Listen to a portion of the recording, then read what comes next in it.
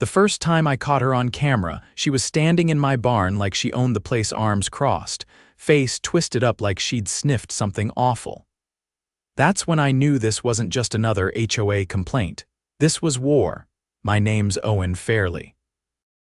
I'm a 39-year-old mechanic by trade, moved out to a little patch of land on the edge of Willow Creek Estates 3 years ago.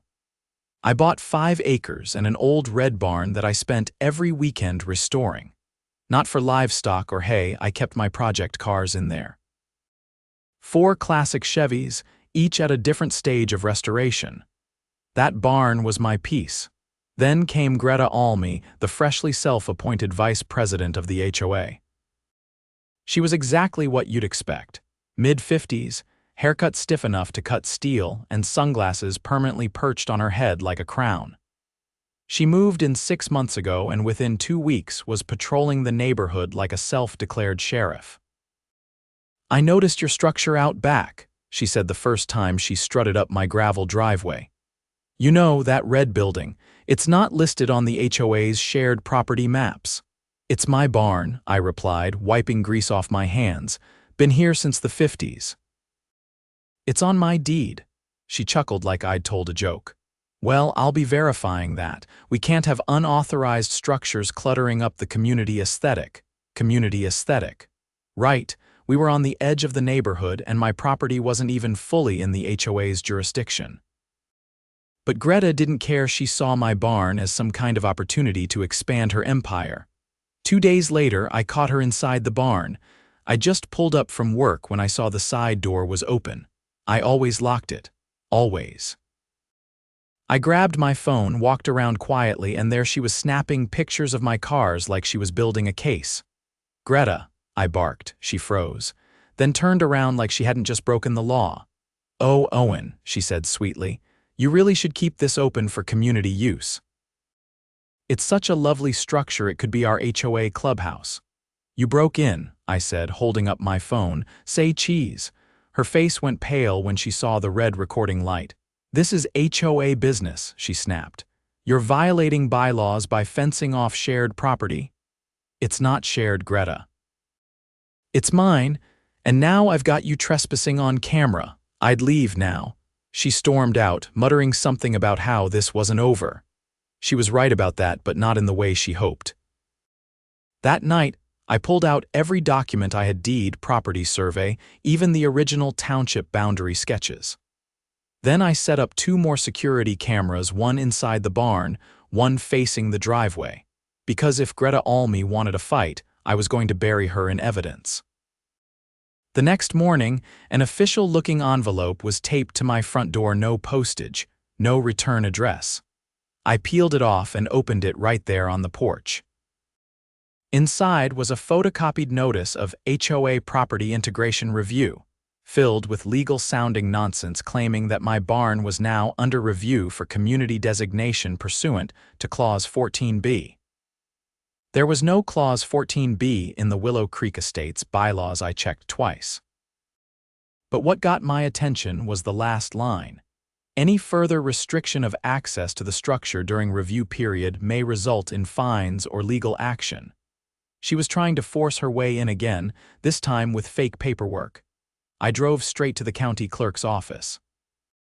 I needed someone with a title and a name to confirm what I already knew: that my barn, including the land it sat on, was completely outside of the HOA's jurisdiction.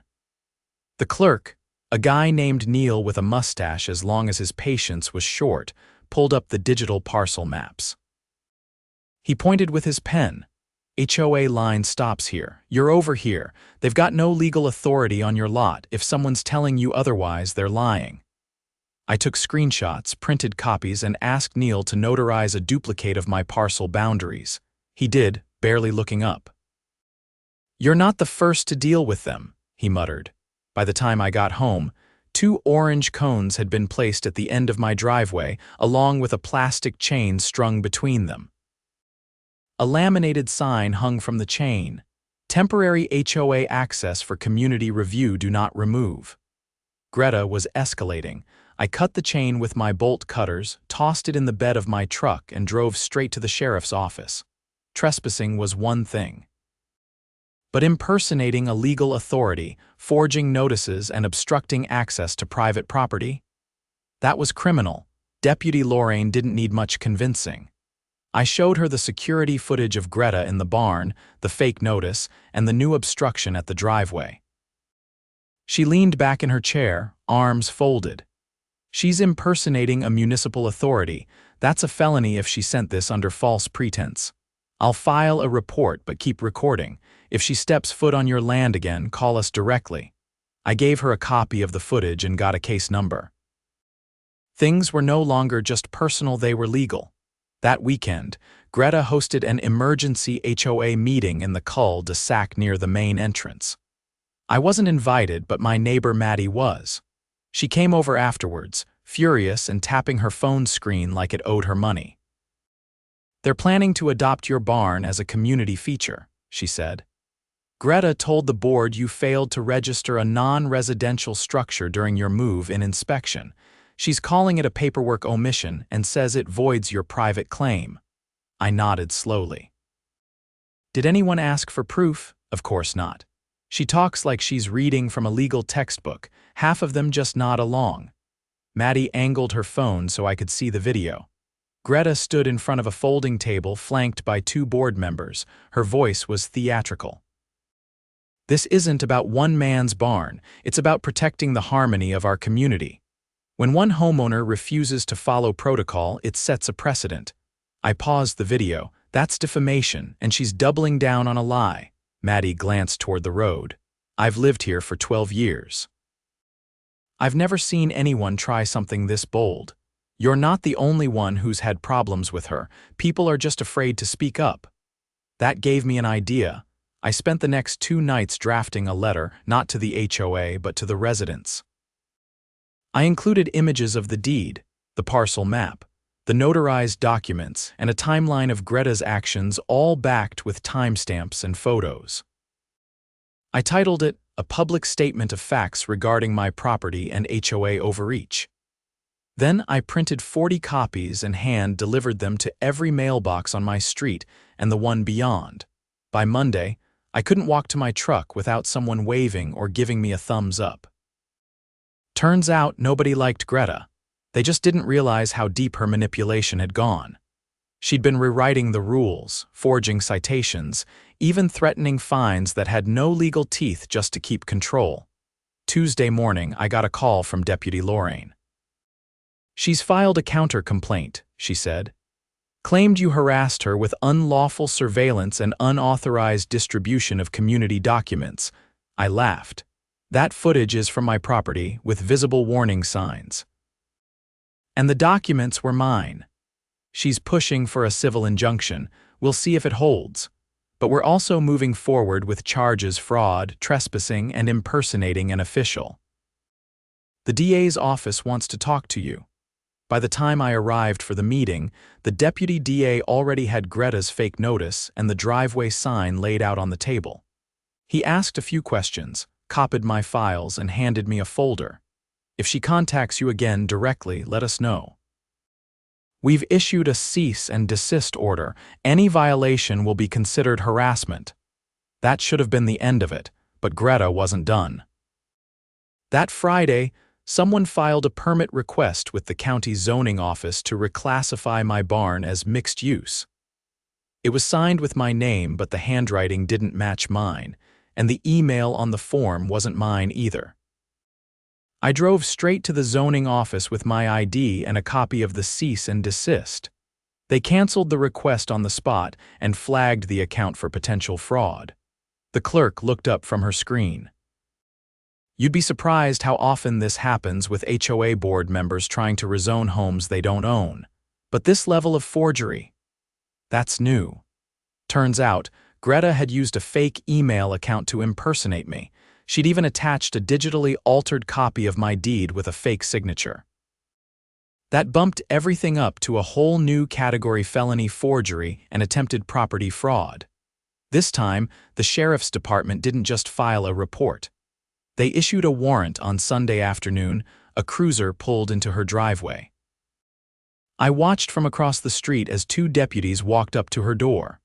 Greta opened it, still wearing that same stiff posture, but her face cracked when they read the charges. She protested, of course, but that didn't stop them from walking her down the steps and into the back of the car.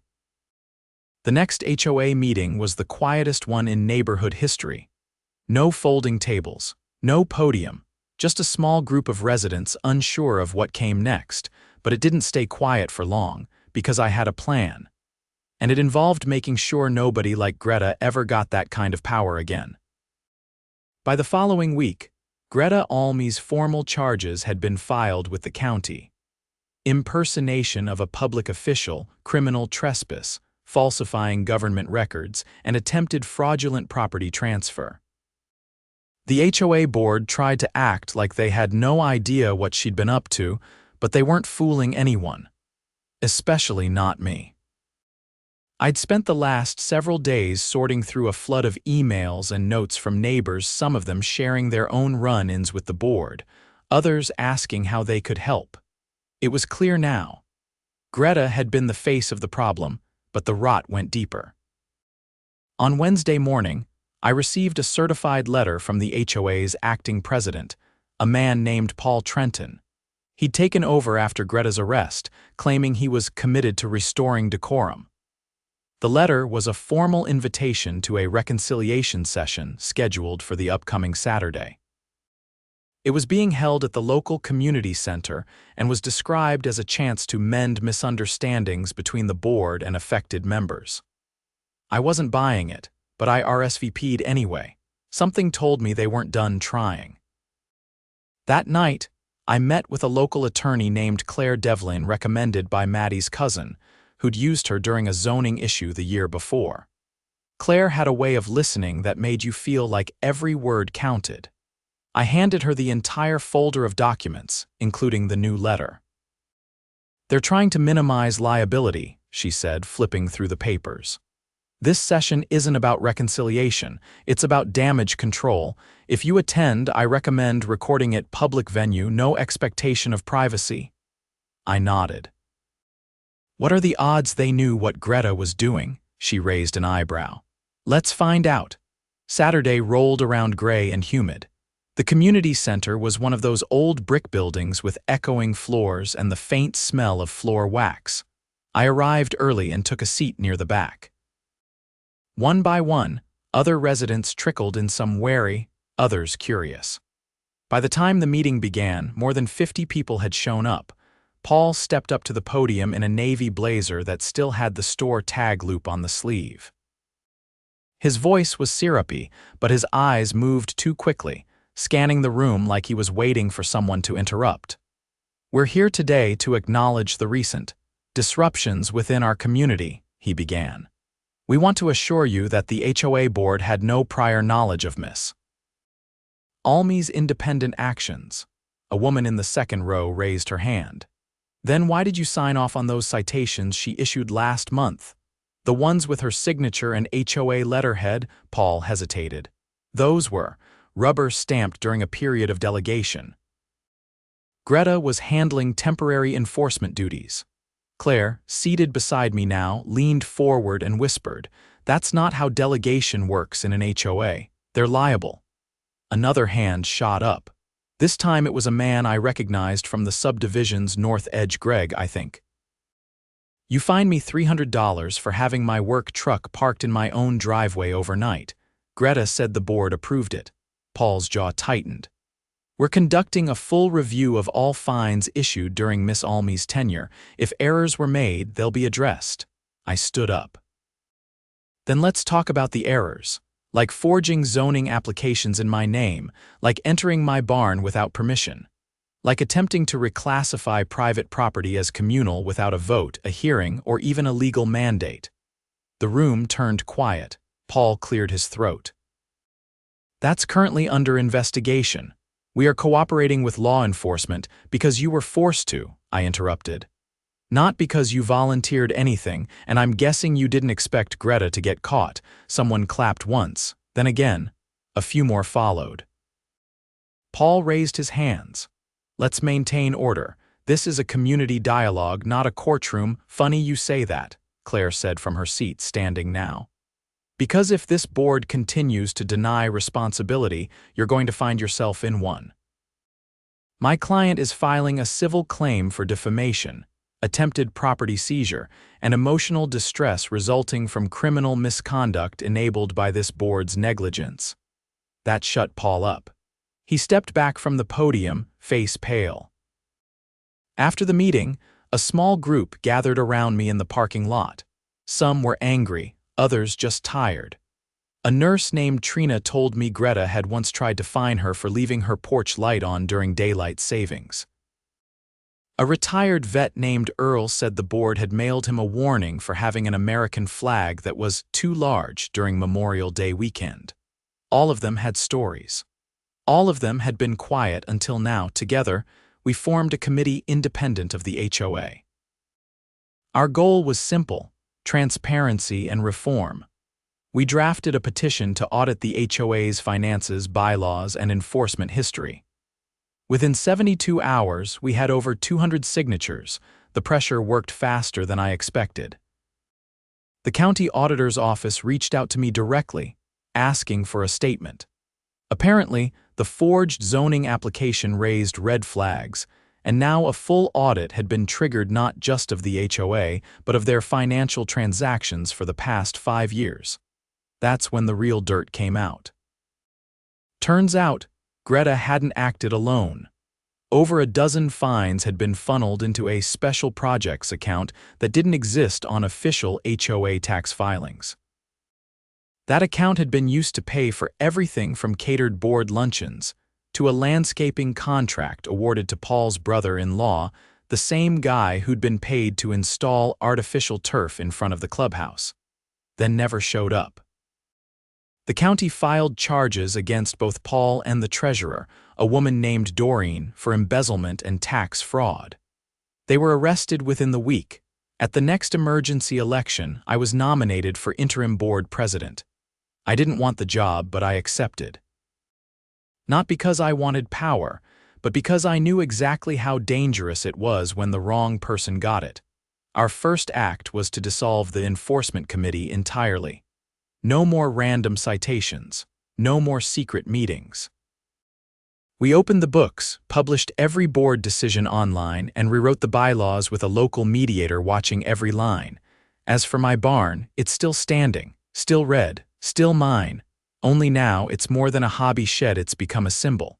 A quiet one, sure. But every time someone passes it on their way through the neighborhood, they remember what it stands for. You don't let bullies hide behind rules. And you never, ever let someone rewrite the law just because they have a clipboard and a fake badge. By the time autumn settled in, Willow Creek Estates looked different, more open, less tense. Gone were the yard patrols and early morning compliance walks. The HOA board had been gutted and rebuilt, and I'd handed off the interim presidency to a local teacher named Sonia who had no interest in power plays or secret meetings. I stayed on as a voting member, just to keep things honest. But honestly, I thought it was over until I got the email. It came from a county investigator named Elias Barron.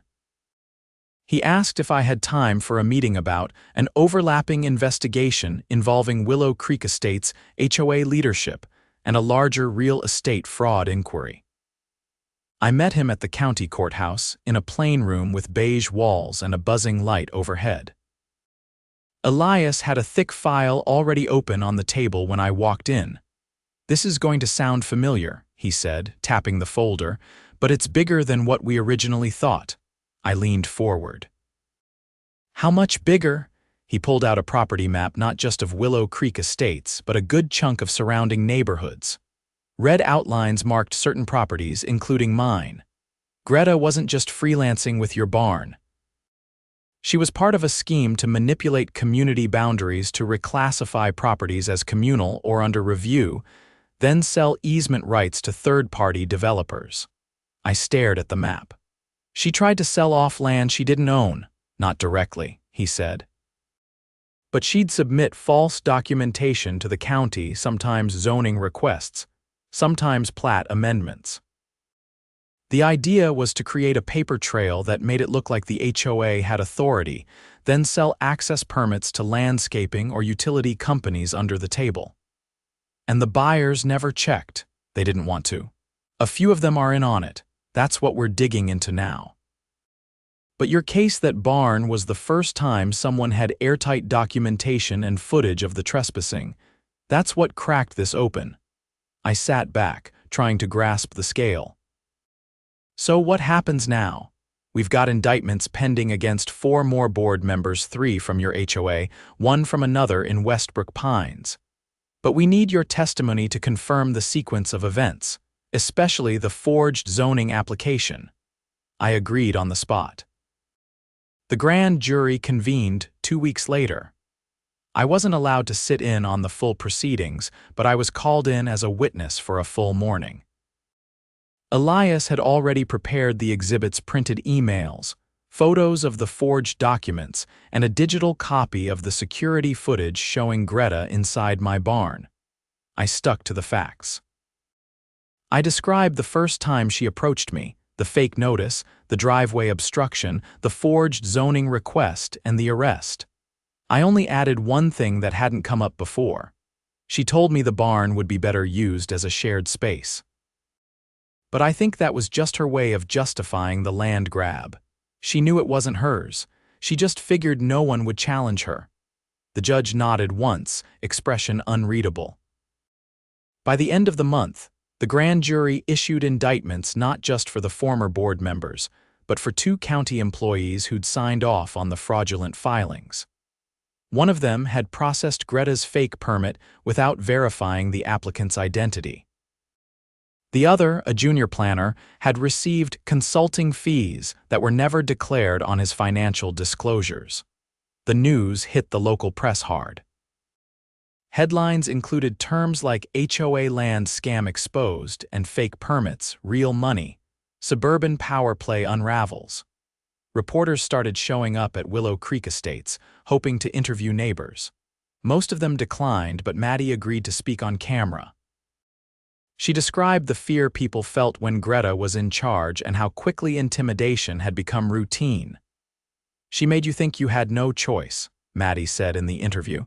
We all knew something was off, but Owen was the first one who had the receipts. Literally, I watched the segment from my living room, arms crossed, old barn visible through the window. I'd installed a new deadbolt on the side door. Not because I was worried, but because I wanted to be able to say I'd done everything right. No more gaps, no more access. 2 weeks after the indictments, I got a certified letter from the county prosecutor's office. It confirmed that the charges against Greta had expanded. 3 counts of property fraud, 2 counts of conspiracy to commit wire fraud, and 1 count of criminal impersonation of a public official. She'd taken a plea deal in exchange for information about the other parties involved. Her sentence was set for the following month. I didn't plan to attend the sentencing, but I did. It was held in a packed courtroom, wood-paneled and cold. Greta stood at the defendant's table in a gray suit that hung too loose on her. Her usual posture, rigid and haughty, was gone. Now she looked like someone clinging to the last threads of denial. The judge read the sentence without flair. 5 years probation, 18 months house arrest, 500 hours of community service, and restitution to the homeowners affected by the fraud. No prison, but a permanent felony record and a ban from serving on any HOA board or municipal planning committee again. I wasn't angry. I wasn't even satisfied. Just relieved. Relieved that she couldn't touch anyone else's property again under the guise of community order. After the sentencing, as I stood outside the courthouse, Elias approached me again. There's going to be a statewide review of HOA regulatory compliance, he said. You might be getting a call from the Attorney General's office. They want to use your case as a model. I shook his hand. If it helps someone else avoid this mess, I'm in. Back in Willow Creek Estates, the mood had shifted completely. The new board passed a rule requiring all citations to include photographic evidence and a signature from 2 board members. We also introduced a quarterly open forum where residents could raise concerns without needing an appointment or approval. Attendance at the first one was higher than anyone expected. A dozen people brought up topics ranging from sidewalk cracks to holiday light restrictions. But no one was angry. No one felt cornered. It was just neighbors, finally allowed to talk. One afternoon, a father and son came by while I was working on one of the Chevys in the barn. The kid was maybe 12, wide-eyed as he took in the exposed engine block and rows of tools. "First time seeing a real carburetor," the dad said, smiling. I handed the kid a wrench. "Want to help me tighten a bolt?" He nodded eagerly, and I guided his hand to the socket. As they left, the dad turned back.